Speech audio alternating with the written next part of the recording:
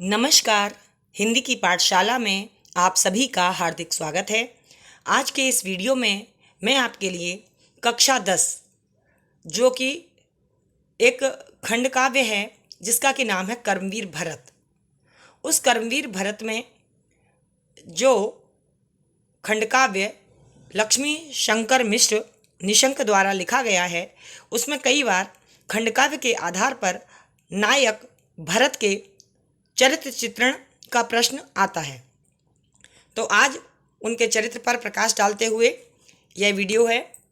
तो इसका परिचय किस प्रकार से है कि कर्मवीर भरत खंडकाव्य की रचना का मुख्य उद्देश्य भरत के चरित्र को हर प्रकार से प्रकाशित करना है, यानी कि प्रकाश में लाना है, लोगों के सामने भरत के चरित्र की विशेषताओं को बताना है। खंडकाव्य के अन्य सभी पात्र भी भरत की ही ओर उन्मुख हैं, मतलब उन्हीं की ओर मुख किए हैं, अर्थात मुड़े हुए हैं। सभी भरत पर ही आधारित है, मुख्य नायक भरत हैं तथा उनके सभी कथन भरत की महानता प्रकट कर रहे हैं कि भरत कितने महान हैं, इस विषय में बता रहे हैं। आगे कहा गया कि कर्मवीर भरत खंडकाव्य के आधार पर भरत के चरित्र की निम्नलिखित विशेषताएं हैं। क्या क्या विशेषताएं हैं यह हम इसमें समझेंगे। आगे कहा गया है यानी कि जब हम किसी की विशेषताओं को लिखते हैं तो हेडिंग डाल के लिखते हैं। तो खंड काव्य का नायक, अब खंड काव्य का नायक कौन है? भरत। आगे है इस खंड काव्य की कथा वस्तु भरत के चरित्र के चारों ओर घूमती दिखाई देती है और खंड काव्य का नामकरण भी भरत एवं उनकी कर्मवीरता से जोड़कर हुआ है, अर्थात भरत इतने कर्मठ हैं कि जिसके कारण इस खंड काव्य का नाम लक्ष्मी शंकर मिश्र को कर्मवीर भरत रखना पड़ा। आलसी नहीं थे भरत, इसलिए भरत इस खंड काव्य के नायक हैं। आगे लिखा हुआ है कि खंड काव्य के सभी पात्र उसकी महिमा का गुणगान करते हैं। जो भी पात्र हैं इसमें वह सभी किसकी महिमा का गुणगान करते हैं? भरत की महिमा का। स्वयं कौशल्या ही भरत के विषय में इस प्रकार कहती हैं। जब कौशल्या सुमित्रा मिलन सर्ग में हम पढ़ते हैं तो कौशल्या भरत के विषय में क्या कहती हैं कि तुम्हें राज्य का लोभ नहीं, यह मेरा मत है। तुम्हें राज्य का लोभ नहीं, यह मेरा मत है। यह सर्वोपरि है, सच्चा है, दृढ़ संयत है। यानी कि ये बात बिल्कुल सही है कि तुम्हें किसी भी प्रकार का राज्य का लोभ नहीं है। जब भरत कहते हैं कि माता के कारण भाई को वनवास हो गया तो वह उनको धैर्य बंधाती हैं। दूसरी जो हेडिंग है वो इस प्रकार से है कि त्याग की भावना। भरत के अंदर त्याग की भावना सबसे ज़्यादा है। भरत के चरित्र की एक मुख्य विशेषता त्याग की भावना भी है। वह पिता द्वारा दिया गया राज्य भी त्याग देते हैं, यानी कि वह राज्य का लोभ नहीं करते। भरत की त्याग प्रवृत्ति को रामचंद्र जी ने इस शब्दों में स्पष्ट किया है। क्या शब्द हैं वो इस प्रकार से है कि राज्य छोड़कर तुच्छ खड़ाऊं तुमने मांगे। ये जो अंतिम हमारा सर्ग था जिसमें जब वो कहते हैं कि भैया मैं आप अगर नहीं चल रहे हैं अयोध्या तो आप मुझे अपनी खड़ाऊं दे दें, तो वो कहते हैं राज्य छोड़कर तुच्छ खड़ाऊं तुमने मांगे, त्याग भाव में भरत रहे हैं सबसे आगे। मुझको कानन राज्य मिला था मैंने पाया, और किंतु भरत ने अपना प्राप्त स्वयं ठुकराया। अर्थात राज्य को छोड़कर हमारे भाई भरत ने खड़ाऊं मांगे और सबसे ज़्यादा त्याग का भाव हमारे भरत में है और इसमें वो सबसे आगे है।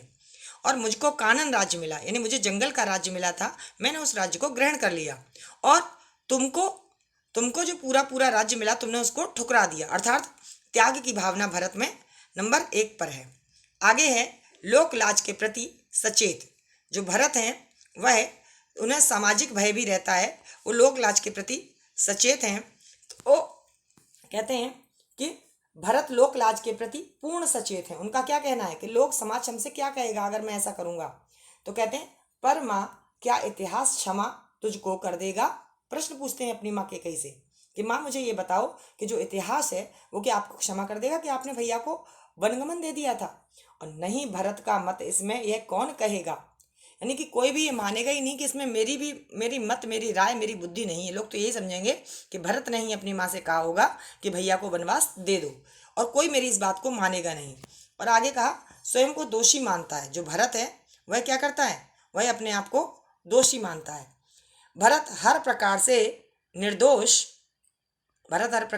निर्दोष तथा महान होते हुए भी स्थान स्थान पर अपने आप को दोषी स्वीकार करते हैं। उनको ये लगता है कि मेरी वजह से ये सारी बातें हुई हैं। यह उसकी महानता का प्रतीक है कि वह स्वयं को ही सारी घटना का मूल कारण मानते हैं। और क्या कहते हैं अपने लिए, वह कहते हैं हाय भरत का राज तिलक दुख मूल बन गया। हाय भरत का राज तिलक दुख मूल बन गया, आज अवध का राज्य हृदय का शूल बन गया।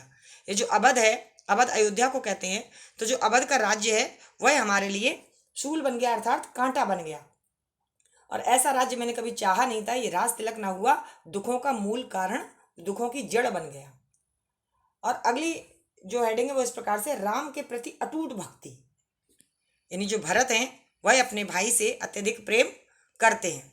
भरत के चरित्र की एक उल्लेखनीय विशेषता राम भक्ति भी है। यानी भरत राम भक्ति में माहिर है। भरत राम का परम भक्त है। भरत जो है वो किसका परम भक्त है, राम का परम भक्त है। और कहता है, क्या कहता है, राम बिना मेरा जीवन ही यहाँ व्यर्थ है। राम बिना मेरा जीवन ही यहाँ व्यर्थ है। माँ तुमने कर डाला यह भीषण अनर्थ है। हे माँ कैकेयी, तुमने ये भयंकर अनर्थ कर दिया, भयंकर बुरा कार्य कर दिया। वन में जाकर चरण पकड़ कर उन्हें मनाऊं, वन में जाकर चरण पकड़कर उन्हें मनाऊं, जैसे भी हो सके राम को लौटा लाऊं। यह वो कहते हैं क्योंकि वो अपने भाई से बहुत अधिक प्यार करते हैं। वो कहते हैं मुझ पे जैसा भी बन पड़ेगा मैं अपने भाई को लौटाने का पूरा प्रयास करूंगा। अगली हेडिंग है जनतांत्रिक भावना। यानी कि जो राजा होता है उसके अंदर जनता का प्रतिनिधित्व करने की भी बात मुख्य रूप से सामने आती है। तो कहा गया जनतांत्रिक भावना में क्या, भरत जनमत का विशेष महत्व देते हुए कहते हैं, जनमत मतलब लोगों का मत, कहते हैं कहा भरत ने यदि तुम सबने यही विचारा तो इस निश्चय में है नहीं विरोध हमारा। यानी कि जब सारे लोग ये कहना चाहते हैं कि राम ही राजा हों तो वो इस बात को कहते हैं कि ठीक है, अगर तुम सब लोगों के यही विचार है, यही राय है, तो मैं भी अयोध्या का राजा नहीं बनूंगा, मैं भी भैया को बुलाकर लाऊंगा। और आगे है शील सौजन्य, अर्थात भरत के अंदर शीलता है, सुजनता है। तो कहते हैं भरत शांत और शील स्वभाव वाले हैं। भरत कैसे हैं, शांत और शील स्वभाव वाले हैं। उनका हृदय स्नेह और ममता से भरा है, मतलब प्रेम से भरा है और ममत्व से भरा है। तभी तो श्री राम ने कहा, श्री राम ने भरत के बारे में क्या कहा, श्री राम ने भरत के बारे में कहा शांति सरल अति स्नेह पूर्ण अंतर में ममता। अंतर मतलब हृदय में ममता भरी हुई है।